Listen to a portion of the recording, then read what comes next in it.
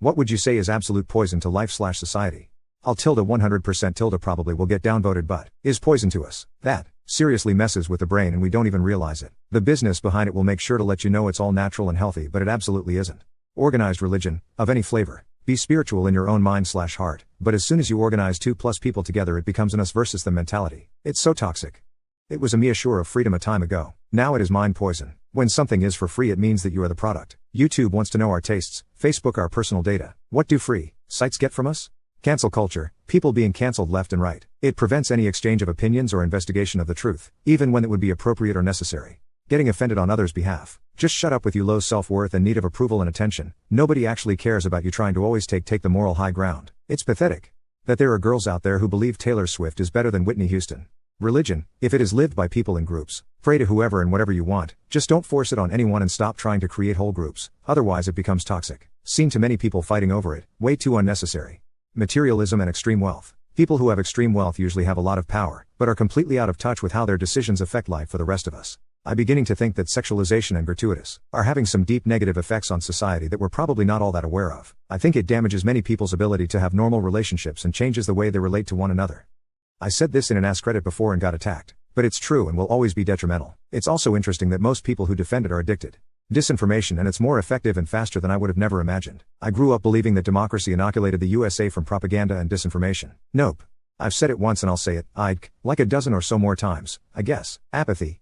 If people were forced into caring as part of their natural programming, the world would be a much different place. Everything in the world suddenly becomes important, something worth doing because, well, you care. I personally think modern entertainment is an absolute poison to our society. Movies, TV, video games, most books, phones, fashion, modern music. I believe in live events, theaters, music shows, what they did pre-internet and industrialization.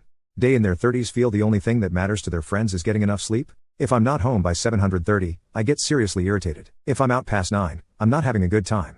As a 39-year-old, get more sleep. Rowdiness is for your vacation time. Many people also have a lot more to lose in their 30s than their 20s. It's not worth the risk anymore. As a 31-year-old human, I don't care about having the most grown-up job or being super successful, but I can definitely feel my age catching up to me and my interests changing, and sleep really does absolutely matter, not only for physical health but for mental health. Drinking too much also up my mental health and my body for like 3 days. What's a habit you do when you're nervous or stressed? Everyday amount of nervous/stressed. Bite my nails, pick my skin, twirl my hair, bite the inside of my cheeks, slightly more, hop my right leg, lash out, ruminate and make lists that I don't follow. Sigh a lot. Very. Tap my fingers against my thumb or rub my thumb on one specific spot on my other hand. Ghost people, pace, stop eating, freeze up and just stop doing anything at all. Break out in spots. Extremely, see shadow people, get depressed, exhibit new and strange symptoms. What's your alma mater and how did you end up there? A state university, one state over from where I grew up. They had a good program for the degree I wanted. They had a high percentage of students in this degree working paid internships, resulting in a very high job placement rate after graduation. They offered me enough scholarships that the remaining amount I had to cover with loans and working while in school seemed doable.